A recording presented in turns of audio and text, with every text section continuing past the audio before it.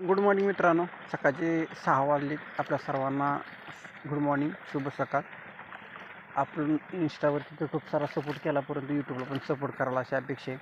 आणि व्हिडिओ बनवण्याचा मुद्दा असा मित्रांनो हाऊस हा दोन्ही बगलीने आपण फोडून घेतलेला आहे. त्याच्यामध्ये आता मक्याचं पीक धरलेलं आहे.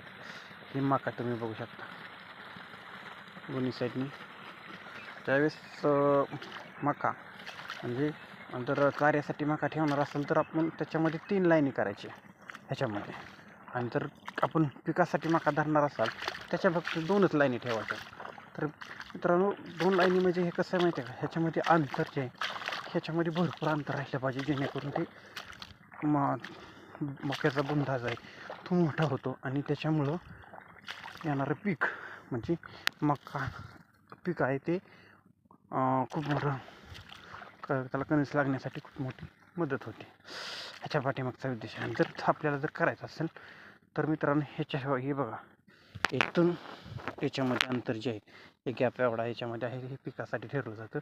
ह्या लाईनिंग तुम्ही बघू शकता, ही लाईनिंग आहे, ही मकाची लाईनिंग या ठिकाणी आपण पिकासाठी धरलेलं आहे. तर अशा प्रकारे मका आपण या ठिकाणी तर तुम्ही कशा प्रकारे लावता मित्रांनो, किंवा त्याच्यामध्ये काय बदल करायला पाहिजे नक्कीच कमेंटमध्ये सांगा. अशा प्रकारे मका लावली मित्रांनो. जर करायचं असेल तर ह्याच्यामधलं अंतर आहे साधारणतः एवढं अंतर राहिलं पाहिजे प्रत्येक मक्यामध्ये. तुम्ही बघू शकता हा प्रयोग आहे. म्हणजे हे काय कॉमनच गोष्ट आहे सगळ्यासाठी, परंतु एक लक्षात घ्या, जर आपण मका जर दाट केली ना तर मका पोचत नाही आणि त्याचा पिकावरती परिणाम होतो. आणि जर तुम्ही चाऱ्यासाठी करणार असाल तर मग दाट भरपूर करून घ्या.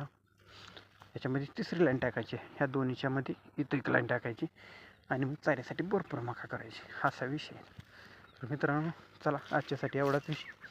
इथून पुढचं आपण डेली यूट्यूबला व्हिडिओ टाकत जाऊ. यूट्यूबवरती आपण एवढं काही ॲक्टिव्ह नाही, परंतु आपण सपोर्ट कराल अशा अपेक्षा आहे. चला, जय महाराष्ट्र.